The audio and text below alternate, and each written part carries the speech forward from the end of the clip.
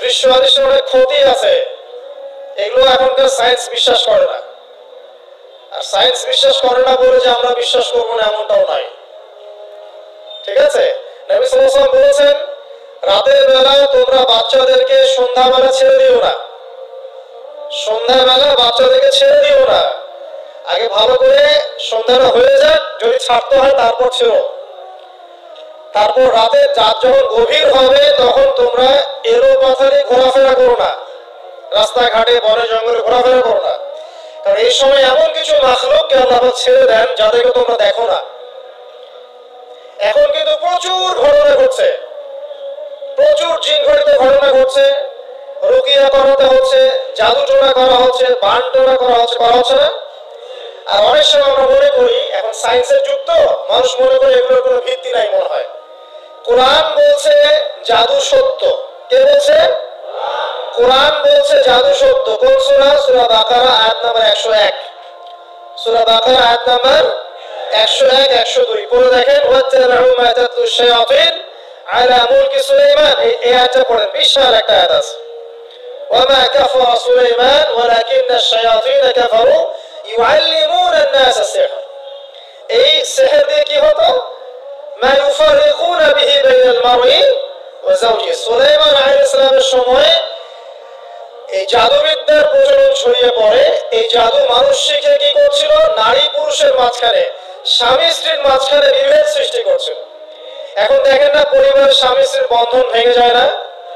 খুব ভালো সম্পর্ক, হঠাৎ করে সম্পর্ক খারাপ, কেউ কাউকে দেখতে পারে না, এমন হচ্ছে না? এই জাদুবিদ্যা সত্য। এবং এখনকার অনেক ভণ্ড যে কবিরাজগুলো বের হয়েছে, এরা জিনকে তাবে করে নিয়ে এই জিনদের মধ্য দিয়ে মানুষের মধ্যে জাদু ছড়িয়ে দিয়েছে, এবং এর ফলশ্রুতিতে বহু পরিবার ধ্বংস হয়ে যাচ্ছে। এই জাদুবিদ্যা সত্য। আরো একটা জিনিস সত্য, নবী সাল্লাল্লাহু আলাইহি ওয়াসাল্লাম বলেছেন, ইন্না আইনাল হক, চোখের নজর সত্য। নবী করিম সাল্লাল্লাহু আলাইহি ওয়াসাল্লাম বলেছেন চোখের বদনজর সত্য। এই আমরা বলি ফেসবুকে এত বেশি ছবি দিয়েন না ভাই, ছবি তুলেন না, ছবি তুলেন না, বারবার যে বলি নিষেধ করি। কারণ কি জানেন? একটাই কারণ, বিকজ চোখ লাগাটা সত্য। কথা বুঝতে পারেন নাই? কিন্তু এটা সত্য, কারণ নবী করিম সাল্লাল্লাহু আলাইহি ওয়াসাল্লাম যা বলেছেন, সাদাকাল্লাহু ওয়া সাদাকা রাসূলুল কারীম।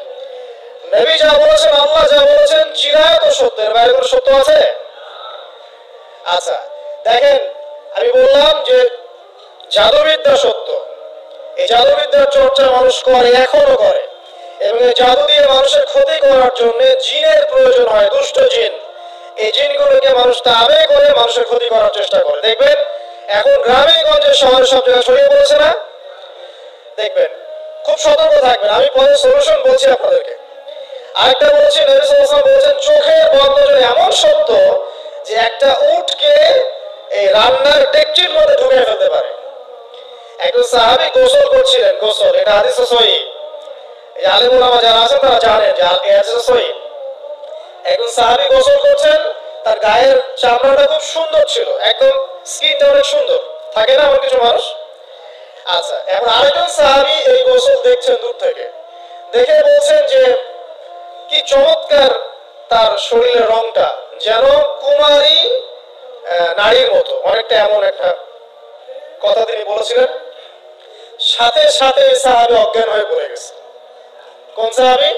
যিনি গোসল করছিলেন। এটা আপনি কোনো ব্যাখ্যা দিতে পারবেন না তো, এখানে কোনো সায়েন্স দিয়ে বা মেডিকেল সায়েন্স আপনি কোনো ব্যাখ্যা করতে পারবেন না। একটা ব্যাখ্যা দিতে পারেন, কিন্তু কেন সেটা হলো সেটা আপনি আনসার খুঁজে পাবেন না। তো নবী সাল্লাল্লাহু আলাইহি ওয়াসাল্লামের কাছে নিয়ে যাওয়া হলো তাকে। তিনি বললেন যে এই ব্যক্তির ব্যাপারে কি কেউ ভালো মন্দ কিছু বলেছিল? তখন একজন সাহাবী বললেন, হ্যাঁ, অমুকে বলেছে এর স্কিনটা অনেক সুন্দর, ওকে ডেকে নিয়ে আসো। ওকে ডেকে আনা হলো। ডেকে আনার পর নবীজি তাকে অনেক শাসালেন, তোমরা তোমাদের ভাইদেরকে কি মেরে ফেলতে চাও? তখন এই সাহাবী তো অবাক, আমি আবার কখন মারতে চাইলাম ইয়া রাসূলুল্লাহ? আমি তো মারতে চাই নাই, আমি তো তাকে বলেছি যে তার গায়ের রংটা অনেক সুন্দর। তখন তিনি বললেন, কেন তুমি সুবহানাল্লাহ বললে না, কেন তুমি মাশাআল্লাহ বললে না? যখন মাশাআল্লাহ বলবেন, সুবহানাল্লাহ বলবেন, নজরটা লাগবে না। আর যখন আপনি মাশাআল্লাহ বলবেন না, সুবহানাল্লাহ বলবেন না, দেখবেন নজর লেগে গেছে। আপনি বিশ্বাস করেন, ব্যবসা খুব ভালো চলছে, মানুষ বললো যে বাহ, তোর তো ব্যবসা হেভি, লালে লাল শাহজালাল, ঠিক আছে, দেখবেন আপনার কেনা বেচা বন্ধ হয়ে গেছে। এরকম হবে, আমার কথা বিশ্বাস করেন। এটা কিন্তু সায়েন্স প্রমাণ করতে পারবে না, আল্লাহ এবং তার রাসূল বলেছেন, তার উপরে কোনো সত্য নেই। আছে সূরা কাহফ 29 নম্বর আয়াত পড়ে দেখেন, আল্লাহ পাক বলেন ওয়াকুল হাক্কু মির রাব্বিকুম, সত্য সেটাই যা তোমার রবের পক্ষ থেকে আসে। ফামান শাআ ফালইউমিন, যার ইচ্ছা হয় বিশ্বাস করুক, ওয়ামান শাআ ফালইয়াকফুর, যার ইচ্ছা হয় সে অস্বীকার করুক। এই কারণে আমরা বলি ফেসবুকে এত বেশি ছবি দেওয়া, এই আইওয়াশ করা, এই যে শোডাউন করা, হ্যাঁ ইসলামের কিছু কাজ করলেন একদম মানুষকে না দেখাইতে পারলে ঘুম হচ্ছে না, এগুলো বন্ধ করেন, এগুলো বন্ধ করে দেন আল্লাহর রাস্তে। অফলাইনে কাজ করেন, নিজেকে গোপন করার চেষ্টা করেন। যত বেশি মানুষের কাছে নিজেকে এক্সপোজ করবেন, কাজের বরকত কমে যাবে, কাজের বরকত কমে যাবে, চোট লাগবে, নজর লাগবে। এবং চোট লাগা বদ নজরে বহু আলেম আস্তে আস্তে মাঠ থেকে মাইনাস হয়ে গেছে না, যায় নাই? এখন কি আলেমদের সংখ্যা বেশি না কম? যত দিন যাবে আলেমের সংখ্যা আরো কমে যাবে। নবীজি বলেছেন আলেমদের সংখ্যা কমতে থাকবে, মানুষ জাহেলদেরকে আলেম বানিয়ে নেবে।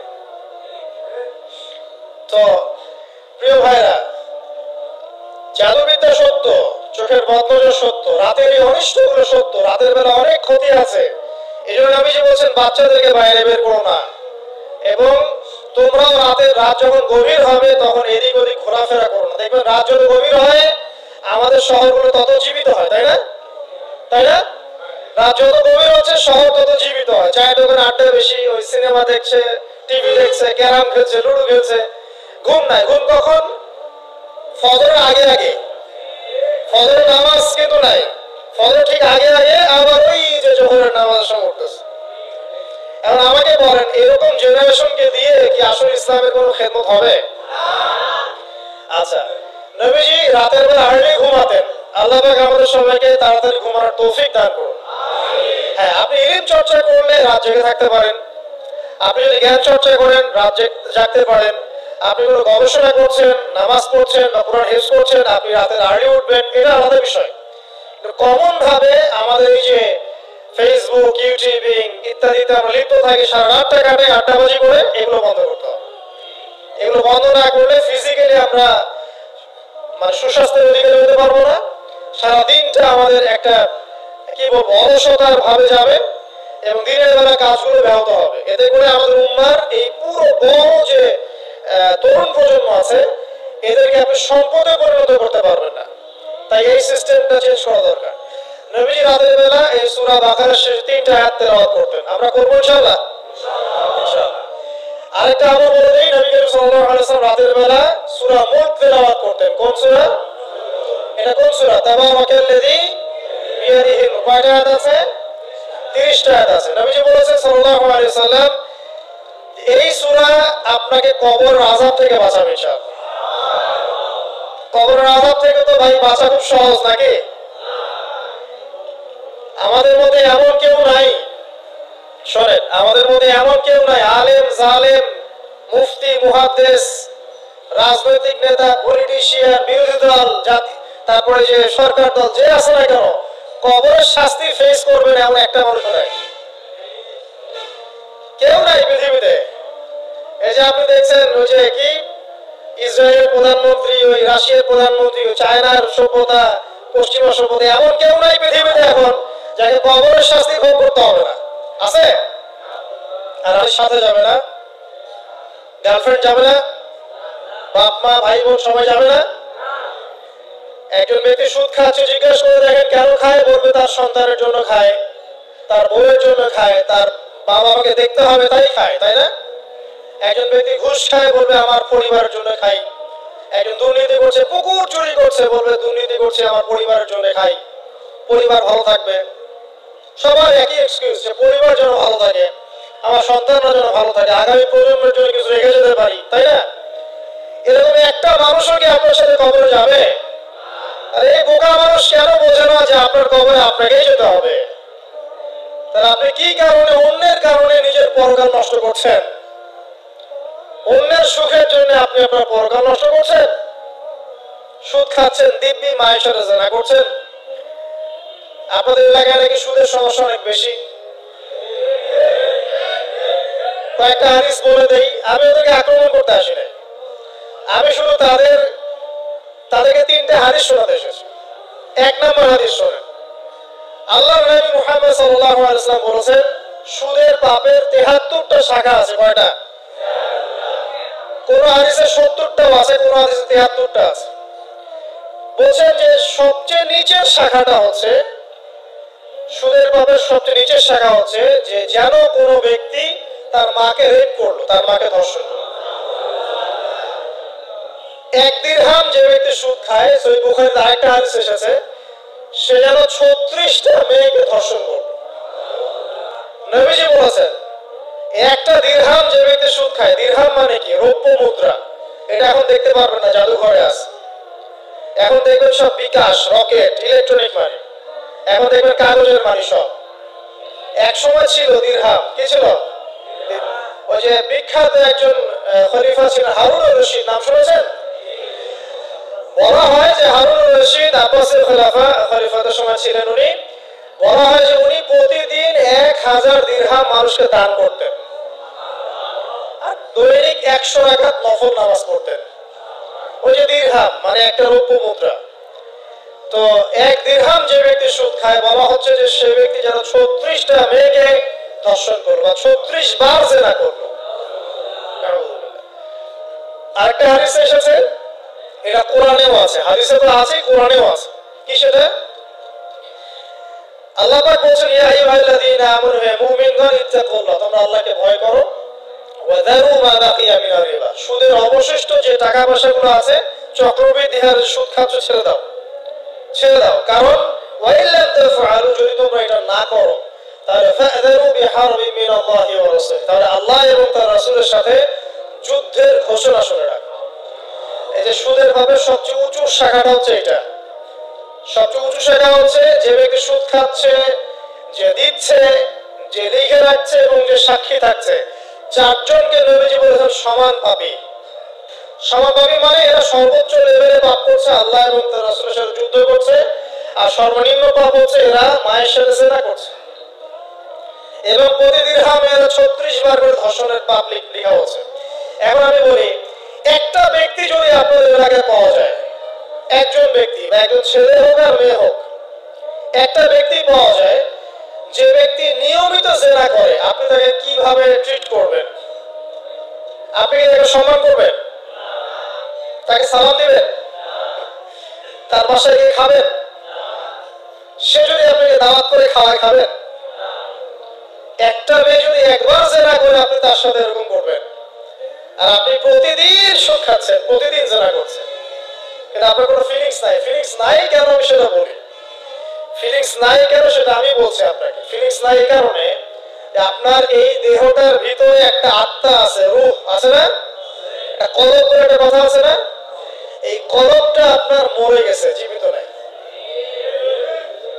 আপনার দেহের মধ্যে কোনো কলব নাই, বা কলব থাকলেও সেটা মুর্দা, এটা জিন্দা না।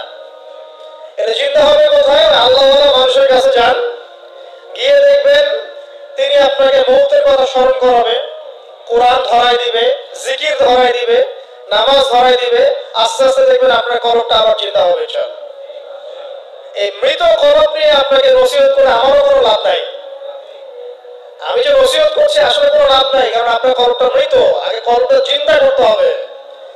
কলব জিন্দা হবে 2টা কাজ, মাত্র 2টা কাজ। এক, বেশি বেশি কোরআন তেলাওয়াত। পারা যাবে ইনশাআল্লাহ? আল্লাহ আমাকে তৌফিক দেখ, আপনাদেরকে তৌফিক দেখ। আরেকটা হচ্ছে 2, বেশি বেশি আল্লাহর জিকির। বেশি বেশি আল্লাহর জিকির, চলতে ফিরতে সুবহানাল্লাহ, আলহামদুলিল্লাহ, আল্লাহু আকবার, লা ইলাহা ইল্লাল্লাহ, লা হাওলা ওয়ালা কুওয়াতা ইল্লা বিল্লাহ, হাসবুনাল্লাহু ওয়া নি'মাল ওয়াকিল, মানে চলতে ফিরতে, আস্তাগফিরুল্লাহ ওয়া আতুবু ইলাইহি। ঠিক আছে? যত জিকির জানেন চলতে ফিরতে করতে থাকেন, কলব জিন্দা হবে ইনশাআল্লাহ। কলব জিন্দা না হলে নসিহত ঢুকে না ভিতরে। এই যে আপনি একটা কথা শুনছেন, আপনি নসিহত গ্রহণ করছেন, আরেক ভাই শুনছে, গ্রহণ করছে না। কারণ কি জানেন? আপনার কলবটা জিন্দা, তার কলবটা মুর্দা। এতটুকু পার্থক্য। হ্যাঁ, কোরআন সুন্নাহ সবার কাছে আছে না? তো সবাই তো পুরো হেদায়েত পাচ্ছে না, পাচ্ছে না। কিছু মানুষ পাচ্ছে, কিছু মানুষ পাচ্ছে না। কারণ কি? কারণ এক, তার মনের মধ্যে অনেস্টি নাই, সততা নাই। 2 হচ্ছে তার কলবটা মুর্দা। যদি কলবটা জিন্দা হতো এবং সততা থাকতো, আল্লাহ পাক তাকে হেদায়েত দিতেন ইনশাআল্লাহ।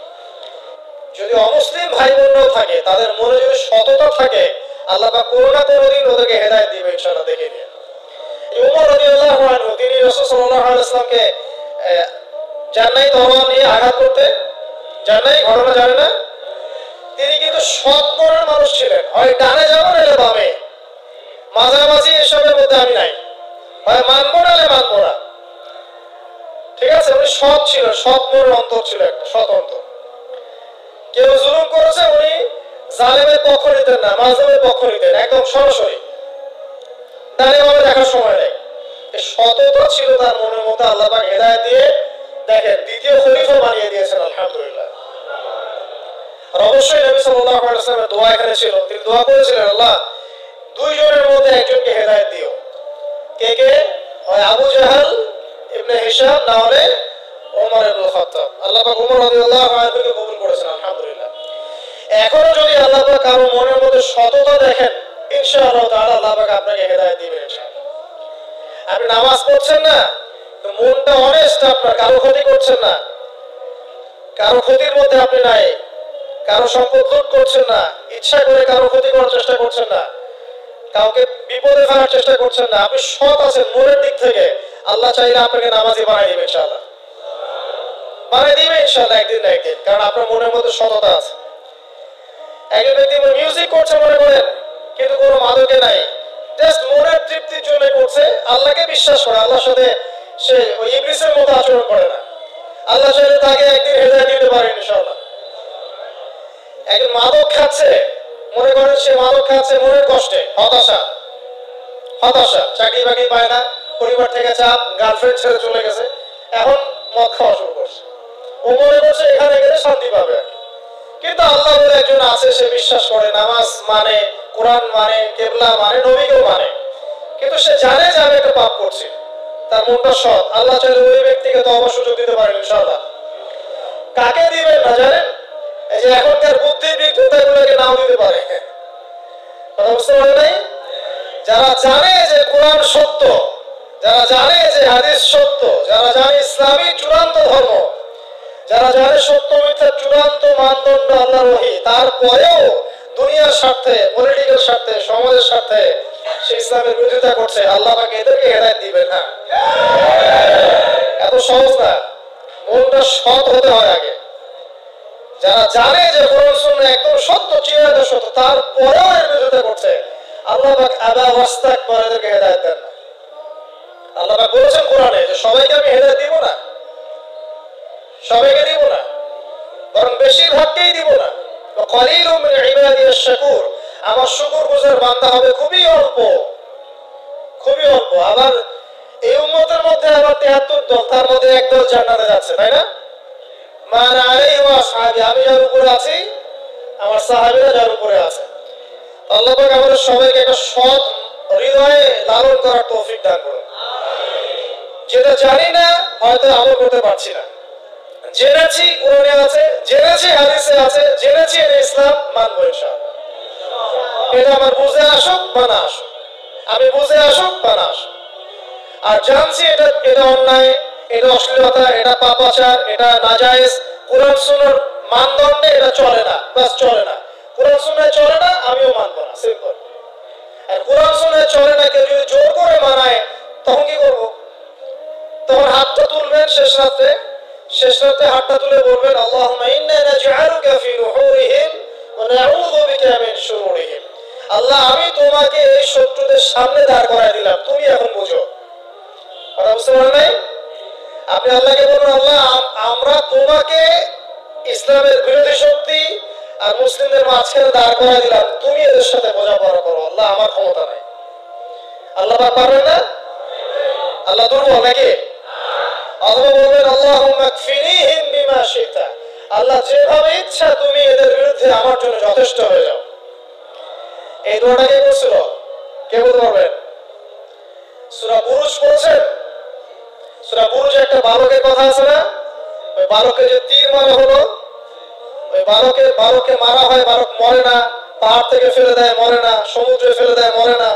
পরে বালক বলল যে একটা কাজ করেন, রাজাকে বলছে একটা কাজ করেন, সব জনগণকে মাঠে জড়ো করেন, তারপরে একটা তীর নেন, নিয়ে বলেন যে বিসমিল্লাহি রাব্বি হাযাল গোলাম, এই বালকের রবের নামে আমি তীর ছুড়লাম, এটা বলেন আমি মারা যাব। এই বালক নিজের জীবনটা উৎসর্গ করলো এভাবে। তখন ওই স্বৈরাচারী শাসক সে কি করলো, ওই তীরটা বের করে বলছে বিসমিল্লাহি রাব্বি হাযাল গোলাম বলে তীর ছুড়লো, বালকটা মারা গেল, বালকটা শহীদ হয়ে গেল। এবং এই দৃশ্য দেখে সমস্ত এলাকার মানুষ বুঝলো যে আসলে এই রাজা আল্লাহ নয়, এর উপরে একজন আল্লাহ আছে যার নামে তীর ছুড়লে সে মরছে। তখন এই সবগুলো লোক মুসলিম হয়ে যায়। তারপর রাজা কি করেছে, এই সবাইকে আগুনে ফেলে দিয়েছিল। এটা পড়ে দেখেন, তাফসীর মেগাসিন পড়েন, জালালাইন পড়েন, এই যে মারিফুল কোরআন পড়েন, মারিফুল কোরআন এই ভাষায় মারিফুল কোরআন পড়েন, ওখানে দেখেন সবাইকে আগুনে ফেলে দিয়েছে। শেষমেশ একজন মা আর তার কোলে একটা বাচ্চা। তো মা এখন লাফ দিতে ভয় পাচ্ছে, বাচ্চা আছে কোলে। ঠিক সেই মুহূর্তে ওই বাচ্চা কথা বলে উঠেছে। সে বাচ্চা বলেছে, হে আম্মা তুমি লাফ দাও, ভয় পেও না, যে আগুন তুমি দেখছো এর নিচে জান্নাত আছে। ইতিহাসে 3 জন শিশু কথা বলেছে, দুগ্ধপোষ্য শিশু, তার মধ্যে এই বাচ্চাটা একজন। আরেকজনকে কে বলতে পারবেন? ঈসা ইবনে মারইয়াম, তিনি কথা বলেছেন না? কথা বলেছেন। তো আল্লাহ পাক চাইলে এটা করতে পারে না? এমন বিজ্ঞান বলবে যে একটা বাচ্চা কথা বলতে পারে, 2 মাসের বাচ্চা, তার মানে আল্লাহ ভুল বিজ্ঞান সত্য না? বিজ্ঞান ভুল আল্লাহ সত্য, কোনটা? আপনাদের আকীদা ঠিক করেন। এক কথা, কোরআন সুন্নাহে যা আছে এর বাইরে সত্যের কোনো উৎস নাই। আছে? নাই। দ্বিতীয় কথা হচ্ছে, হ্যাঁ কোরআন সুন্নাহর সাথে যাই মিলে যাক না কেন, যে কোনো দর্শন, যে কোনো মতবাদ, যে কোনো থিওরি, যে কোনো স্কুল অফ থট মানতে কোনো আপত্তি আছে? নাই। আর কোরআন সুন্নাহর সাথে যা মিলবে না মানবো? মানবো না। আর মানবো না বললে কি আমরা আক্রমণ করতে যাব? না। আমরা কি করব? আমরা আমাদের মতবাদটা প্রচার করব। ধর্মে কি বাড়াবাড়ি আছে? জোর করে মুসলিম বানাতে হবে? হবে না। আমরা ইসলামের দাওয়াতটাকে যুগোপযোগী ভাবে বিজ্ঞান দিয়ে, দর্শন দিয়ে, দলিল প্রমাণ দিয়ে মানুষের সামনে উপস্থাপন করব। যারা গ্রহণ করার করবে, যারা করার না করার করবে না। লাকুম দীনুকুম ওয়ালিয়া দীন, তোমাদের দিন তোমাদের, আমার দিন আমাদের। আল্লাহ নবীকে আল্লাহ পাক বলেছেন ফাযাক্কির ইন্নামা আনতা মুযাক্কির, তুমি উপদেশ দাও, তুমি শুধুমাত্র উপদেশদাতা। লাস্তা আলাইহিম বিমুসাইতির, তুমি কারো প্রতি দারোগা নও। জোর করে চাপিয়ে দিতে হবে না, ইসলাম দিতে হবে? হবে না। আল্লাহ পাক আমাদের সবাইকে পরিপূর্ণ ইসলাম পালন করার তৌফিক দান করুন, আমিন। রাতটা কিভাবে এনজয় করতে হয় এটাই আমাদের আজকের লেকচারের টপিক। মানে আমরা কিন্তু জীবনটাকে অনেক বোর মনে করছি না? এই যে ব্যবসা বাণিজ্য, চাকরি বাকরি, বিবি বাচ্চা, পরিবার, অনেক অনেক যন্ত্রণা, নাকি অনেক সমস্যাই না? কিন্তু আল্লাহ পাক ইসলাম দিয়েছেন কিন্তু জীবনটা উপভোগ করার জন্য। কি জন্য? উপভোগ করার জন্য। আমরা কি ভাবতাম আল্লাহ পাক ইসলাম আসলে কি জন্য দিলেন মানব জাতির? উত্তর হচ্ছে 3টা। 1, ইহকালীন সাফল্য, 1। 2, পরকালের মুক্তি, আর 3 হচ্ছে আপনার জীবনটাকে উপভোগ করার জন্য। আপনি জীবনটাকে ইসলাম দিয়ে যেভাবে উপভোগ করতে পারবেন অন্য কোনো বিষয় দিয়ে পারবেন না। পারবেন? পারবেন না। আসলে দেখেন কিভাবে। রাতটা নিয়ে কথা বলি। এই যে রাত হয়ে গেল, আমরা আয়াতুল কুরসি পড়বো, আমরা সূরা বাকারার শেষ 3 আয়াত পড়বো, সূরা মুলক পড়বো। আরেকটা সূরা বলি, সূরা ওয়াকিয়া। কোন সূরা এটা? কোন সূরা? ইযা ওয়াকাআতিল ওয়াকিয়া, এই সূরাটা। এই সূরাটা যে ব্যক্তি রাতের বেলা পড়বে, একটা বর্ণনা এসেছে যে দারিদ্রতা আপনাকে স্পর্শ করবে না ইনশাআল্লাহ। এই যে সুদ খাচ্ছে কি জন্য? টাকার জন্য তো, নাকি? টাকা পয়সা ধন দৌলত করবেন, এই তো আপনার উদ্দেশ্য, নাকি? এই জন্যই তো মায়ের জেনা করছে, তাই তো? আল্লাহ বলছেন সূরা ওয়াকিয়া পড়েন, আপনার দারিদ্রতা দূর হয়ে যাবে ইনশাআল্লাহ। বিশ্বাস হচ্ছে না? রিজিক কার হাতে? না, রিজিক তো আমাদের হাতে। এটা মানুষ বিশ্বাস করে না আসলে। এটা মুখে বলে, মানুষ মুখে বলে রিজিক আল্লাহর হাতে। মানুষ যদি বিশ্বাস করতো রিজিক আল্লাহর হাতে, তাহলে মানুষ কেমন করে সুদ খাবে? ও মনে করছে রিজিক আমার হাতে, আমি যদি খাই সুদ তাহলে আমি গেইন করব, যদি না খাই তাহলে আমি দারিদ্রতায় ভুগবো, নাকি? যদি আমি ঘুষ নেই তাহলে আমার উন্নতি হবে অর্থনৈতিক, যদি না নেই তাহলে আমি মরে যাব, না খেয়ে মরে যাব। যদি আমি দুর্নীতি করি তাহলে আমি বাঁচবো, আমার সন্তানরা ভালো থাকবে, যদি না করি আমি দারিদ্রতায় মরে যাব। তাই তো? এই কনসেপ্ট ছাড়া কেউ এগুলা কাজ এমনি করতে পারে নাকি? নিঃসন্দেহে আমরা মনে করি যে রিজিকের মালিক আমরা, আল্লাহ নয়। শুধু মুখের মধ্যে বলি যে রিজিকের মালিক আল্লাহ। রিজিকের মালিক যদি আল্লাহ হতো তাহলে আমি হালাল পথে থাকতাম এবং তাওয়াক্কুল করতাম যে আল্লাহ আমাকে যা রিজিক দিয়েছেন তা তো আসবেই, আসবে না? আসবেই। আপনার তাকদীরে যদি লেখা থাকে যে আপনি 100 একর জমির ধান খাবেন তারপর মরবেন, আছে না লেখা? একটা দানা কম বেশি হবে? আপনি যদি আল্লাহর প্রতি তাওয়াক্কুলই করেন তাহলে আপনি হালাল পথে থাকবেন, বিশ্বাস করবেন যে আল্লাহ পাক যেটা লিখে রাখছে আমার তাকদীরে রিজিক, এর একটা দানা রেখেও আমি পৃথিবী থেকে যাব না। তখন আপনার অন্য পথে যাওয়ার কোনো কারণ নাই। আর যখন আপনি বিশ্বাস করবেন না না এটা আমার হাতে, আমি যত পরিশ্রম করব তত রিজিক বাড়বে, আমি যত ঘুষ নিব তত বাড়বে, যত সুদ খাবো তত বাড়বে, যত দুর্নীতি করবো তত বাড়বে, তখন তো রিজিকের এই পুরো দায়িত্বটা আল্লাহ পাক আপনার হাতে ছেড়ে দিবেন। আল্লাহ পাক আপনাকে কোনো বারাকা দিবেন না। ইয়ামহাকুল্লাহু রিবা ওয়া ইউরবিস সাদাকা। সদকা করলে সম্পদ বৃদ্ধি পায়, আর রিবার মধ্য দিয়ে সম্পদ ধ্বংস হয়ে যায়, একদম মাটিতে মিশে যাবে। কিভাবে ধ্বংস হয় সেটা এখন আলোচনা করার সুযোগ নাই, সময় নাই। আমি ইনশাআল্লাহ আরেকদিন শুধু রিবা নিয়ে আলাদা আলোচনা করবো ইনশাআল্লাহ।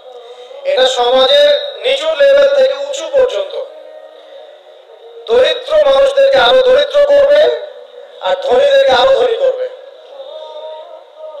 সম্পদ এক শ্রেণীর মানুষের হাতে গিয়ে জমা হয়ে যাবে, সবার হাতে সম্পদ এভাবে সার্কুলেট করতে থাকবে না।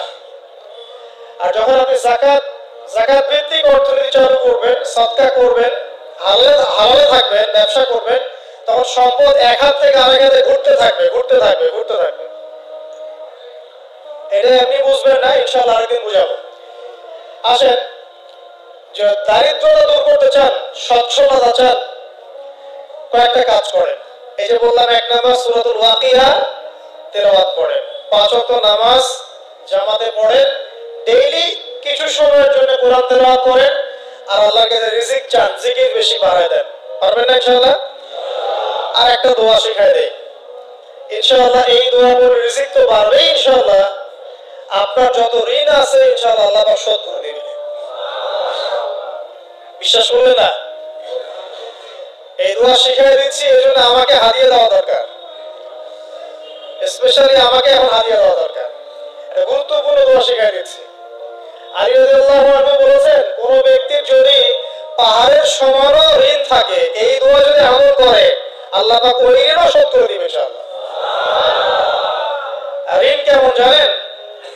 ওই যে এখন মানুষ ঋণ নিচ্ছে 1 কোটি টাকা ব্যাংক থেকে, 2 কোটি টাকা ব্যাংক থেকে, হ্যাঁ, কত বছর, 10 বছরের জন্য, 20 বছরের জন্য বাড়ি করছে, তাই না?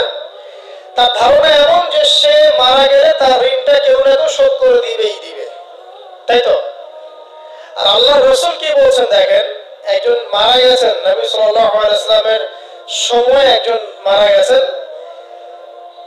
তো নবী সাল্লাল্লাহু আলাইহি ওয়াসাল্লাম বলেন, এই ব্যক্তির কি কোনো ঋণ আছে? একজন সাহাবী বলেন, হ্যাঁ ইয়া রাসূলুল্লাহ, তো ঋণ আছে। নবীজি বললেন, তোমরা ওর জানাজা পড়ো, আমাকে ডেকো না। তোমরা ওর জানাজা পড়ে নাও, আমি জানাজা পড়তে চাচ্ছি না। আমি এখন কেমন করে আপনাকে বুঝাবো ঋণ কত ভয়ঙ্কর জিনিস। আপনি যে ব্যাংক থেকে 3-4 কোটি টাকার লোন নিয়ে রাখছেন, লাখ লাখ টাকা লোন নিয়ে বসে আছেন, দিব্যি সুখে বসে আছেন, এমন চিন্তা যে আপনার মওত হবে না।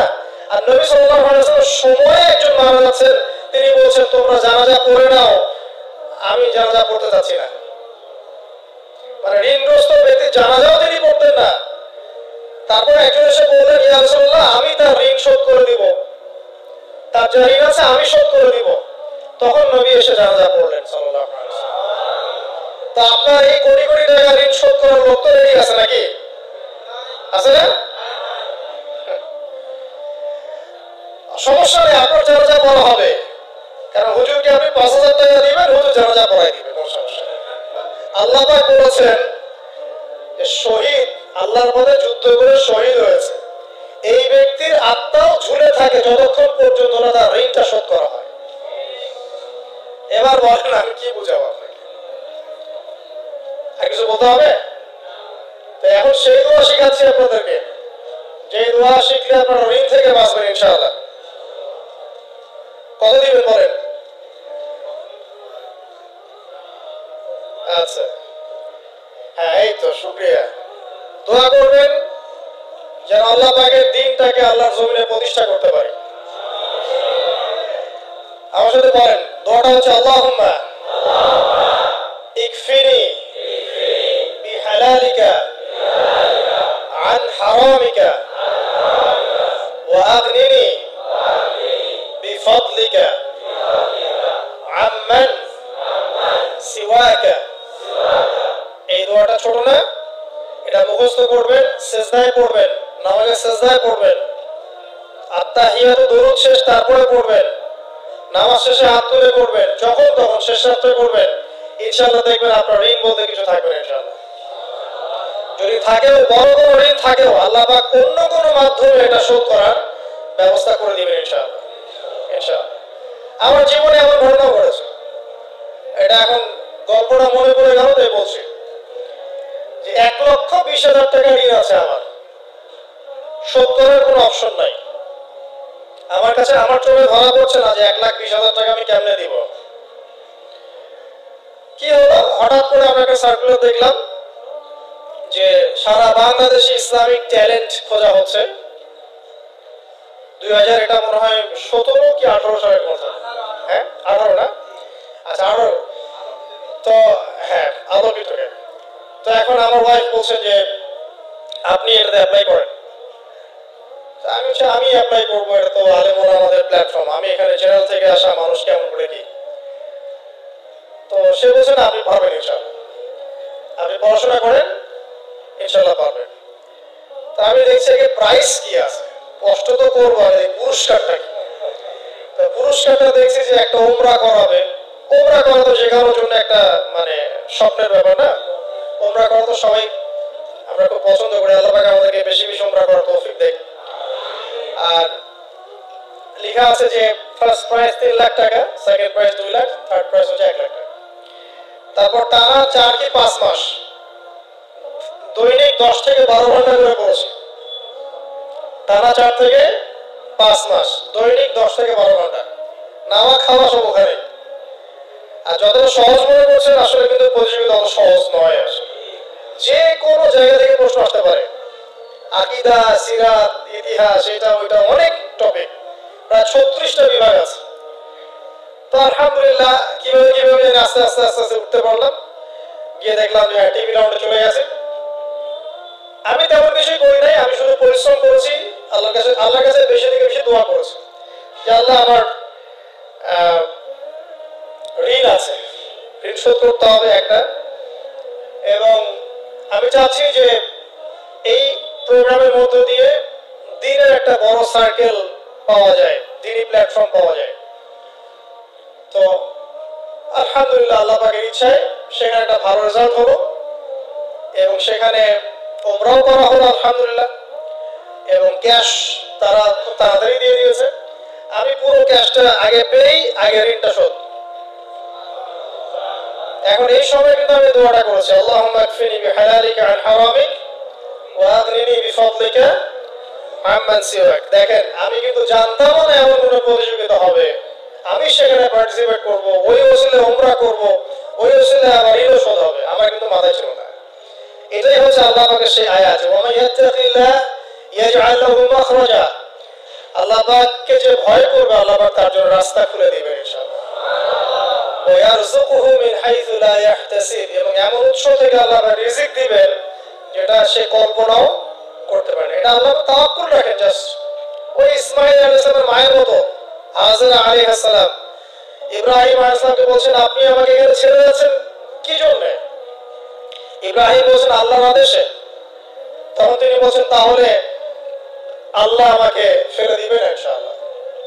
সেই মায়ের গর্ভ থেকে ইসমাঈলের মতো সন্তানের জন্ম হলো, যে সন্তানকে বাবা বলছে যে আমি তোমাকে জবাই করছি, স্বপ্নে দেখেছি, ফানজুর মাযা তারা, তোমার রায় কি? সে বলছে ইয়া আবাতি ফাআল মা তুমার, আপনাকে যে আদেশ করা হয়েছে আপনি সেটাই করেন।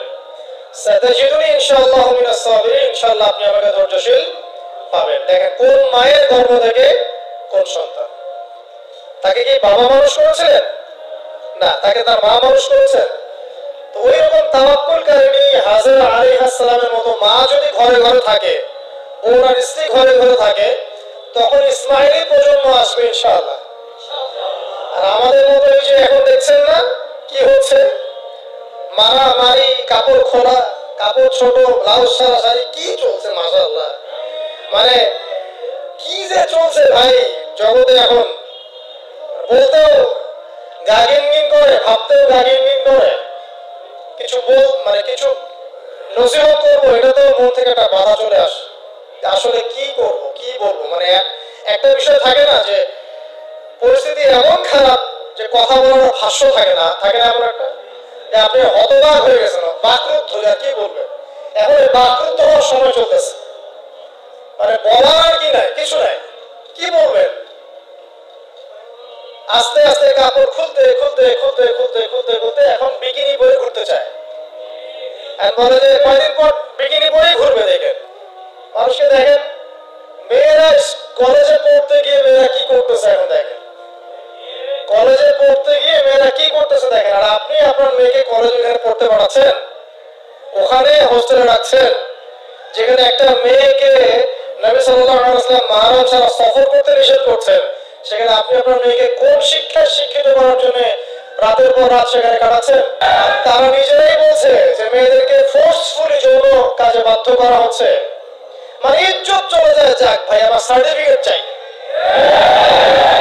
নাকি, ইজ্জত যা যাক, কতজন আমার সাথে কি করে করুক, বাট আমার সার্টিফিকেট চাই, অনার্সের একটা মাস্টার্সের সার্টিফিকেট চাই। এটা দিয়ে আমি বিসিএস ক্যাডার হব, এটা দিয়ে আমি প্রাইমারি স্কুলের টিচার হব, এটা দিয়ে আমি জাতি গঠন করবো নাকি। মানে এটাই তো আপনার ঘরে বউ হিসেবে আসবে, মানে আপনার কি অবস্থা হবে চিন্তা করেন এখন।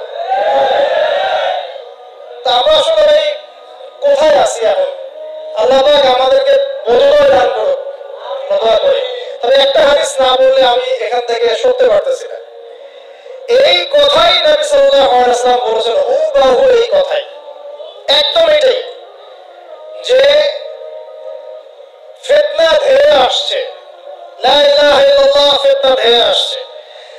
তার স্ত্রী যায়েদা বিনতে জাহাশ তিনি বলছেন, ইয়া রাসূলুল্লাহ সাল্লাল্লাহু আলাইহি ওয়াসাল্লাম, আনুহলিকু ওয়া ফিনা সালিহুন, আমাদের মধ্যে সৎ মানুষগুলো থাকা সত্ত্বেও কি আমরা ধ্বংস হয়ে যাব? সুন্দর প্রশ্ন না? নবীজি বলেছেন, নাম, তোমরা ধ্বংস হয়ে যাবে। ইদা কাসরাতুল খাবাস, যখন এরকম নগ্নতা, বেহায়াপনা, অশ্লীলতা ছড়িয়ে পড়বে, তখন সৎ অসৎ, আলেম জালেম সব ধ্বংস হয়ে যাবে, জাতি গঠন করবে, সব ধ্বংস। আল্লাহ পাকের গজব সময়ের ব্যাপার মাত্র। আল্লাহ পাক শুধু আসমানি বাবাই দেন না, জমিনি বাবাও দিতে পারেন। আল্লাহ পাক মুসলিমের ফাসাদ লাগিয়ে দিতে পারেন। আল্লাহ পাক বহিঃশত্রুকে আপনাদের উপর চাপিয়ে দিতে পারেন। আল্লাহ পাক দুর্ভিক্ষ দিতে পারেন। আল্লাহ পাক মহামারী দিতে পারেন। আল্লাহ পাক কোন বললে ফায়াকুন হতে পারে।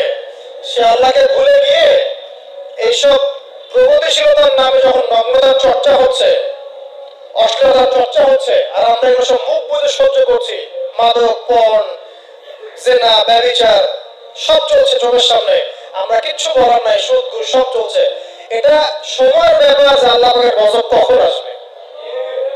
আর যখন আসবে, আলেম জালেম কাউরে ছাড়বে না ইনশাআল্লাহ, আমাদের আপনাদের কাউরে ছাড়বে না ইনশাআল্লাহ, দেখে নিয়ে। আরেকটা কথা নবী বলছেন, দুই শ্রেণীর মানুষ আসবে কিয়ামতের আগে আগে, আমি দেখি নাই। তখন সাহাবীরা বলছেন, কারা ইয়া রাসূলুল্লাহ? একজন বলছেন, এক শ্রেণী হচ্ছে এমন এক শ্রেণীর পুরুষ, কারা? পুরুষ যাদের হাতে লম্বা লম্বা লাঠি থাকবে, লাঠি, এই লাঠি দিয়ে তারা মানুষকে পিটাবে। কি আপনারা বুঝতে পারেন না কারা? ভাইও তার মধ্যে আছে,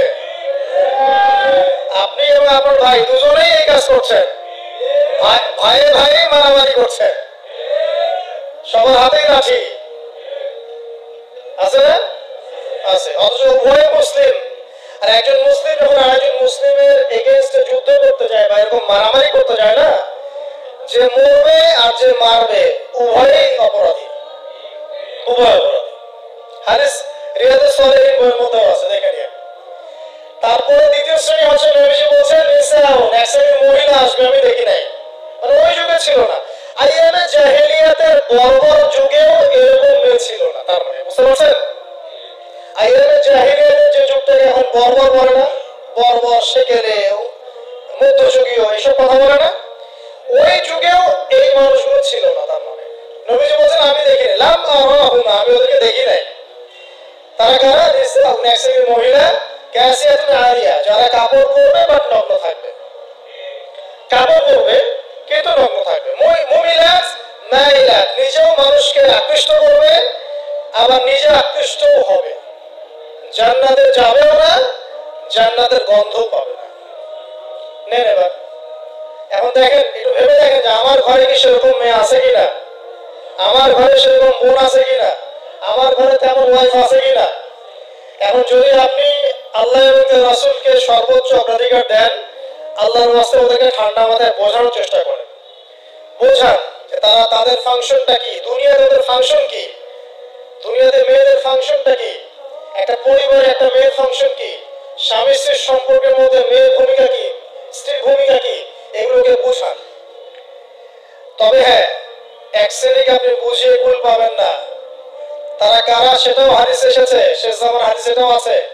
দাজ্জালের শেষ অনুসারী হবে এক শ্রেণীর মেয়ে, যাদেরকে তাদের মুমিন পিতা, ভাই এবং স্বামী পরিবারের মধ্যে পর্দায় রাখতে পারবে না।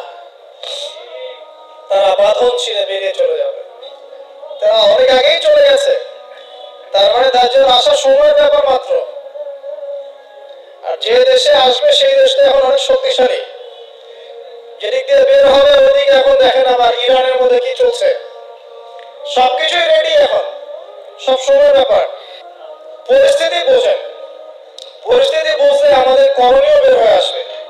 করণীয় আমি অনেকদিন বলেছি, জ্ঞান অর্জনের কোনো বিকল্প নাই, জ্ঞান অনুযায়ী আমলের কোনো বিকল্প নাই, আদর্শ পরিবার গড়ার কোনো বিকল্প নাই, পরিবারের মেয়েদেরকে পর্দায় রাখার কোনো বিকল্প আছে নাই।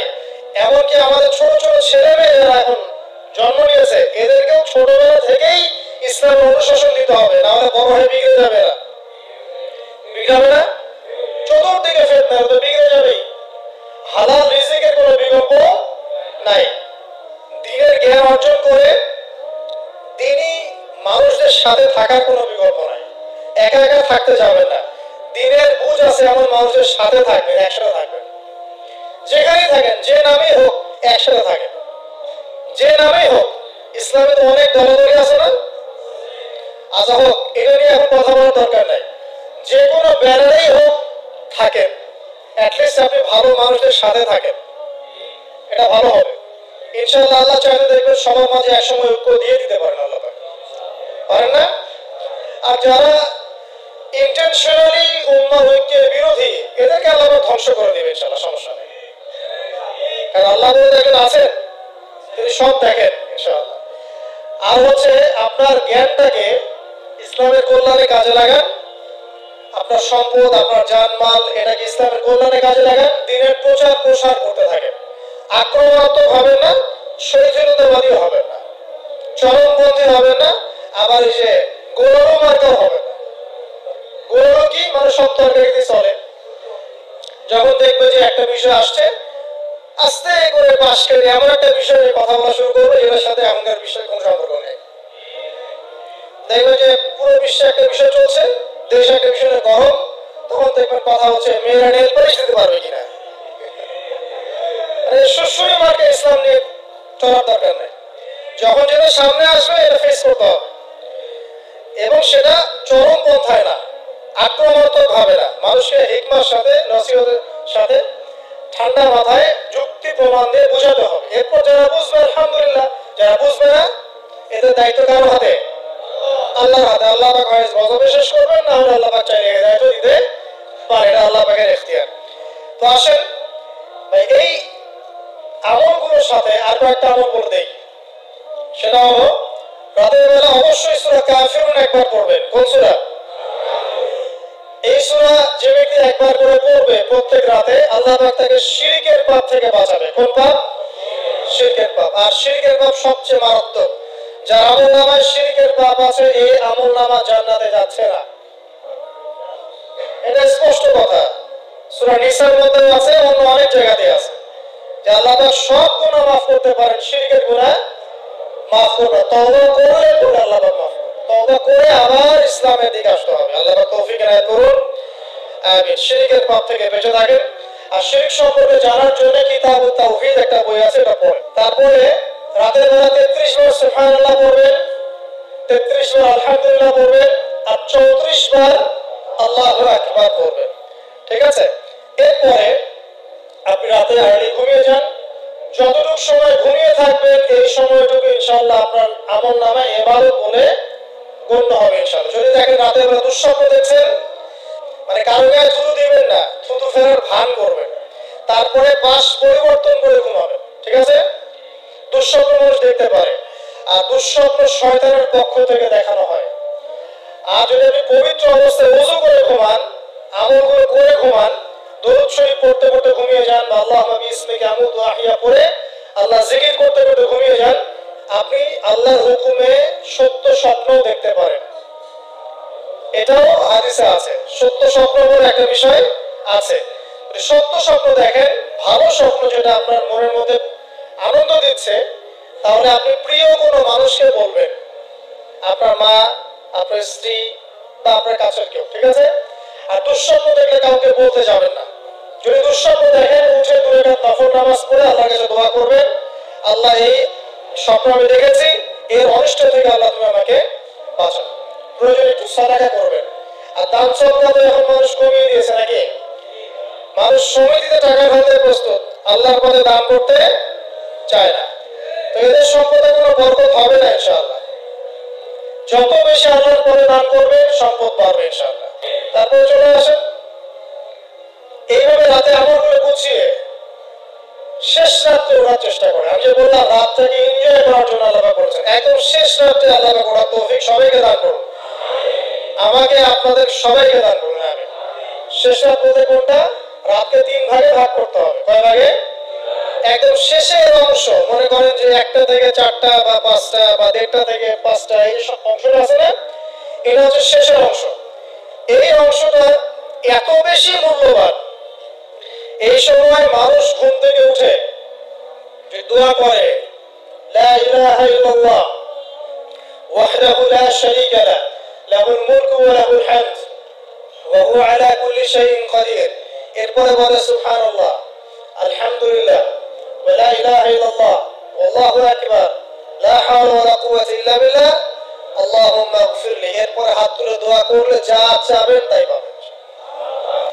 আল্লাহ রাব্বুল আলামিন হাদিসে কুদসির মধ্যে বলেছেন, শেষ রাতের এই অংশে আল্লাহ পাক প্রথম আসমানে নেমে আসেন।